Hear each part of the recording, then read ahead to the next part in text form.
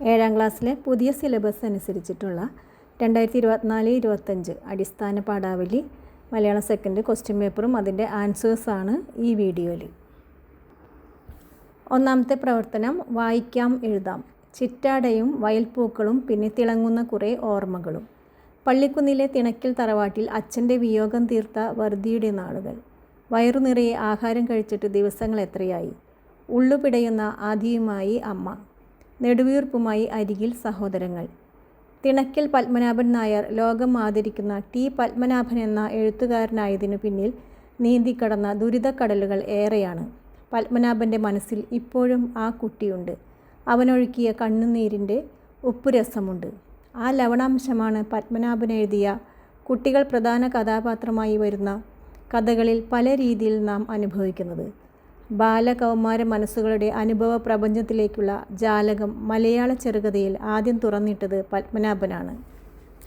മഞ്ഞ നിറമുള്ള റോസാപ്പൂവ്, അന്തിവെളിച്ചം, അശ്വതി, ശിശുദിനം, വനവാസം, ഒരു കൊച്ചു ചങ്ങാതി, ഒരു ചെറിയ കഥ, ഗോട്ടി, ഒടുവിലത്തെ താവളം, വീട് നഷ്ടപ്പെട്ട ഒരു കുട്ടി, പഴയ ഓർമ്മകൾ, പുതിയ സ്വപ്നങ്ങൾ തുടങ്ങി മികച്ച ഉദാഹരണങ്ങൾ ഏറെയുണ്ട്. ഒന്നാമത്തെ ക്വസ്റ്റ്യൻ, അച്ഛൻ്റെ വിയോഗം തിണക്കൽ തറവാടിനെ ബാധിച്ചത് എങ്ങനെയാണ്? ആൻസർ പട്ടിണിയായി. രണ്ടാമത്തെ ക്വസ്റ്റ്യൻ, കണ്ണുനീരിൻ്റെ ഉപ്പുരസം കൊണ്ട് അർത്ഥമാക്കുന്നത് എന്ത്? ദുരിതപൂർണമായ ബാല്യം. മൂന്നാമത്തെ, കുട്ടികൾ പ്രധാന കഥാപാത്രങ്ങളാകുന്ന പത്മനാഭൻ്റെ കഥകൾ ഏതൊക്കെ?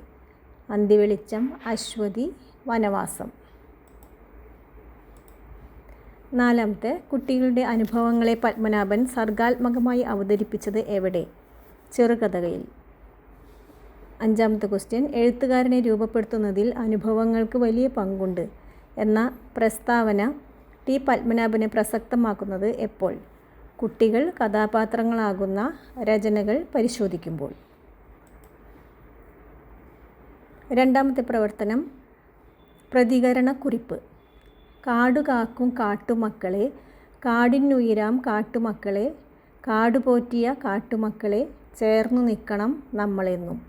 ഈ വരികളും നഞ്ചിയമ്മ പറഞ്ഞ കാര്യങ്ങളും പരിഗണിച്ച് പ്രതികരണക്കുറിപ്പ് തയ്യാറാക്കുക. അത് കാട് ആരത് എന്ന കവിത പ്രകാശ് ചെന്തളം എഴുതിയതാണ്. കാടിനോട് ചേർന്ന്, ആൻസർ ഇതാണ്, കാടിനോട് ചേർന്ന് നമ്മളെന്നും നിൽക്കണമെന്നാണ് ഈ കവിതയിൽ പറയുന്നതും നഞ്ചിയമ്മ പറയുന്നതും. കാടിൻ്റെ ജീവനാണ് കാട്ടുമക്കൾ, അവരുടേതാണ് കാട്. നഞ്ചിയമ്മയുടെ വാക്കുകളിലും കാടിനോടും കാടിൻ്റെ മക്കളോടുമുള്ള സ്നേഹവുമാണ് പ്രകടമാകുന്നത്. കാട്ടിലെ ജീവജാലങ്ങളും കാടിൻ്റെ താളവുമെല്ലാം നഞ്ചിയമ്മയുടെ ജീവിതത്തിൻ്റെയും പാട്ടിൻ്റെയും ഭാഗമാണ്. കാടിൻ്റെ ജീവനാണ് കാട്ടുമക്കൾ. ഈ മക്കളെ പോറ്റുന്നത് കാടാണ്. നഞ്ചിയമ്മയുടെ അഭിപ്രായത്തിലും കാട് പോറ്റിയ മക്കൾ എല്ലാവരും ഐക്യത്തോടെ ജീവിക്കണമെന്നാണ്. കാടിന് അതിൻ്റേതായ ഭാഷയും മണവും പാട്ടുകളുമെല്ലാം ഉണ്ട്. അടുത്തത്, ഞങ്ങൾക്ക് പാട്ട് പഠിക്കേണ്ട കാര്യമില്ല. കാട്ടുമക്കളെപ്പറ്റി നഞ്ചിയമ്മ ഇങ്ങനെ പറയാൻ കാരണമെന്ത്? കാരണം കാടിന് കാടിൻ്റേതായ ഭാഷയും പാട്ടുമുണ്ട്. ജനിക്കുമ്പോൾ തന്നെ പാട്ടുള്ളത് കൊണ്ടാണ് നഞ്ചിയമ്മ ഞങ്ങൾക്ക് പാട്ട് പഠിക്കേണ്ട കാര്യമില്ല എന്ന് പറയുന്നത്. കാടിന് അതിൻ്റേതായ ഭാഷയും പാട്ടുമുള്ളതിനാൽ കാട്ടുമക്കൾക്ക് പാട്ട് പഠിക്കേണ്ട കാര്യമില്ല. മൂന്നാമത്തെ പ്രവർത്തനം നിവേദനം. നാട്ടിലെ പൊതു വായനശാലകളെ നിങ്ങൾക്ക് പരിചയമില്ലേ? സ്കൂളിലെ കൂട്ടുകാർക്ക് സൗകര്യപ്രദമായി പൊതുവായനശാല ഉപയോഗിക്കാൻ അവസരം അഭ്യർത്ഥിച്ചുകൊണ്ട് വായനശാല സെക്രട്ടറിക്ക് നൽകാൻ നിവേദനം തയ്യാറാക്കുക. നിവേദനം, അതായത് ഒരു റിക്വസ്റ്റ്. ആദ്യം തന്നെ ബഹുമാനപ്പെട്ട, ഉത്തരം ഇങ്ങനെയാണ് എഴുതേണ്ടത്. നിവേദനം എഴുതുമ്പോൾ ബഹുമാനപ്പെട്ട വായനശാല സെക്രട്ടറിക്ക് മേലൂർ പ്രദേശത്തുള്ള സ്കൂൾ വിദ്യാർത്ഥികൾ സമർപ്പിക്കുന്ന നിവേദനം. വിഷയം, പൊതുവായനശാല ഉപയോഗിക്കാനുള്ള അവസരം. സർ, ഞങ്ങളുടെ സ്കൂളിലെ കൂട്ടുകാർക്ക് സൗകര്യപ്രദമായി പൊതുവായനശാല ഉപയോഗിക്കാൻ അവസരം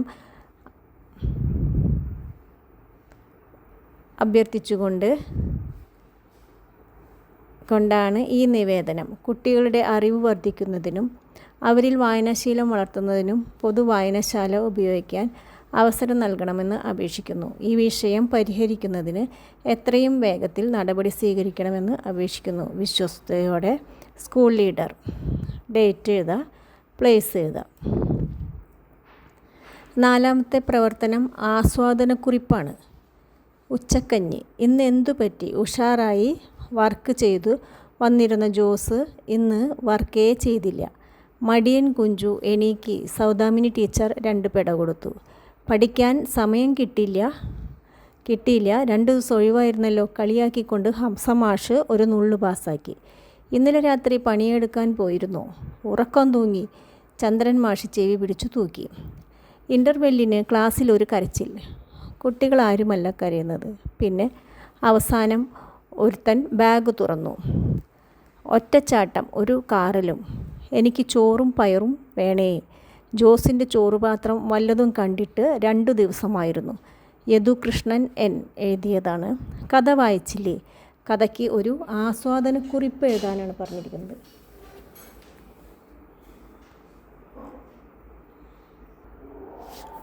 ഒരു ഹെഡിങ് കൊടുക്കുക. ആസ്വാദനക്കുറിപ്പ് ആകുമ്പോൾ ഒരു ഹെഡിങ് കൊടുക്കുക. പിന്നെ അതിൻ്റെ ആരാണ് എഴുതിയത്, പിന്നെ എന്താണ് അതിൽ പറഞ്ഞിരിക്കുന്നത്. എൻ യദുകൃഷ്ണൻ്റെ ഉച്ചക്കഞ്ഞി എന്ന കഥാസംഗ്രഹത്തിലെ ഒരു ഭാഗമാണിത്. നന്നായി പഠിച്ചു ഉഷാറായി ഹോംവർക്ക് ചെയ്തിരുന്ന ജോസിനെ ഒരു ദിവസം ഹോംവർക്ക് ചെയ്യാതെ വന്നപ്പോൾ സൗദാമിനി ടീച്ചർ മടിയൻ കുഞ്ചു എന്ന് പറഞ്ഞു തല്ലുകയും ഹംസമാഷ് കളിയാക്കുകയും ചന്ദ്രമാഷ് ചെവിക്ക് പിടിച്ച് ചീത്ത പറയുകയും തുടങ്ങി. ജോസ് എല്ലാ സങ്കടവും അടക്കി പിടിച്ചു. ഇൻ്റർവെൽ സമയത്ത് ബാഗിൽ നിന്നും ഒന്നുമില്ലാതെ ശൂന്യമായ ചോറുപാത്രം കണ്ടപ്പോഴാണ് എല്ലാവർക്കും മനസ്സിലായത് എന്തെങ്കിലും കഴിച്ചിട്ട് 2 ദിവസമായെന്ന്. യഥാർത്ഥത്തിൽ ജോസിൻ്റെ ദാരിദ്ര്യം മനസ്സിലാക്കാൻ ആരുമുണ്ടായില്ല.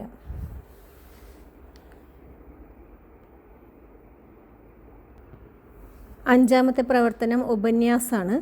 സന്തോഷവും സൗന്ദര്യവും സങ്കടവും പങ്കുവയ്ക്കുന്ന ഫാത്തിമ തുരുത്ത് പരിചയപ്പെട്ടല്ലോ. നിങ്ങൾക്കും അവിടെ ഒന്ന് പോകാൻ തോന്നിക്കുമല്ലോ. ഫാത്തിമ തുരുത്തിലെ കാഴ്ചകളെ വിശകലനം ചെയ്ത് ഉപന്യാസം തയ്യാറാക്കുക. അഴീപ്പുഴ ശ്രീകുമാറിൻ്റെ മനോഹരവും ചിന്തയുണർത്തുന്നതുമായ കവിതയാണ് ഫാത്തിമ തുരുത്ത്. ലളിതമായ ഭാഷയും മനോഹരമായ വർണ്ണനകളും പ്രയോഗങ്ങളും കവിതയെ വേറിട്ടു നിർത്തുന്നു. ഫാത്തിമ തുരുത്തിൻ്റെ ഭിന്നമുഖങ്ങളാണ് കവിത ആവിഷ്കരിക്കുന്നത്. കവിതയുടെ ആദ്യ ഭാഗത്ത് മനോഹരമായ ദൃശ്യങ്ങളാണ് നാം കാണുന്നത്. രാത്രിയിലെ നിലാവും പൂക്കളോടുള്ള സംഭാഷണവും രാക്കിളിയുടെ പാട്ടും എല്ലാം തുരുത്തിനെ മനോഹരമാക്കുന്നു. പായൽ മാലയിട്ട മീനിനെയും മുള്ളുവേങ്ങകൾ മഴയോടൊപ്പം ഇളകിയാടുന്ന മനോഹര ദൃശ്യവും കവി നമുക്ക് കാണിച്ചു തരുന്നു. രോഗബാധിതർ വേദനിച്ച് കഴിയുന്ന കുടിലുകളിലെത്തി അവർക്ക് ആശ്വാസത്തിൻ്റെ കൈവിളക്കും സ്നേഹത്തിൻ്റെ ഔഷധവും കൊടുക്കാൻ കവി ആഗ്രഹിക്കുന്നു. സെപ്റ്റംബറിൽ കറുത്ത മേഘങ്ങൾ തുരുത്തിനു ചുറ്റും കോട്ട തീർക്കുന്നു. തീക്കുടുക്ക പോലെയാണ് ഇടിയും മിന്നലും കാണപ്പെടുന്നത്. പൊന്തക്കാടുകളിൽ ഒളിച്ചിരിക്കുന്ന പൂച്ചകളും അനാഥരായ നായകളും ശൈത്യകാലത്ത് തണുത്തു വിറയ്ക്കുന്നു. കടുത്ത ചൂടുമായി വേനൽ കടന്നു വരുമ്പോൾ കയ്യോന്നികൾ വെള്ളം കിട്ടാതെ തളരുന്നു. കാട്ടുമുല്ലകൾ വേരുകൾ ഉണങ്ങി വീഴുന്നു. വെയിലത്ത് വാടിത്തളർന്ന് ഭൂമിയെ പുണർന്നു കിടക്കുന്ന കുഞ്ഞു പുല്ലുകളുടെ പൂവുകളിൽ തേനുണ്ട്. ഈ കാഴ്ച പ്രതീക്ഷയുടേതാണ്. കായലിന് നടുവിൽ ഒറ്റപ്പെട്ടു കഴിയുന്ന മനുഷ്യരുടെ ജീവിതാവസ്ഥകൾ ആവിഷ്കരിക്കുകയാണ് കവി. തുരുത്തുകളിലെ മനുഷ്യർ ഉൾപ്പെടെയുള്ള ജീവജാലങ്ങൾ നേരിടുന്ന പരിസ്ഥിതി പ്രശ്നങ്ങളും തുരുത്തിൻ്റെ സൗന്ദര്യവും തുരുത്തു നിവാസികളുടെ സ്നേഹവും എല്ലാം കവിതയിലുണ്ട്. ആവിഷ്കാര രീതിയിൽ വൈവിധ്യവും സവിശേഷമായ പ്രയോഗങ്ങളും കവിതയെ കൂടുതൽ മനോഹരമാക്കുന്നു. തണുപ്പാണെങ്കിൽ നല്ല തണുപ്പും വേനൽ വരുമ്പോൾ നല്ല ചൂടുമാണ് അവിടുത്തെ കാലാവസ്ഥ. രോഗബാധിതർ കിടന്നലറുന്ന കൂരകൾക്ക് കൈവിളക്കാവുന്നത് എന്ത്? ആൻസർ ജീവിതൌഷധം നിറച്ച സ്നേഹം.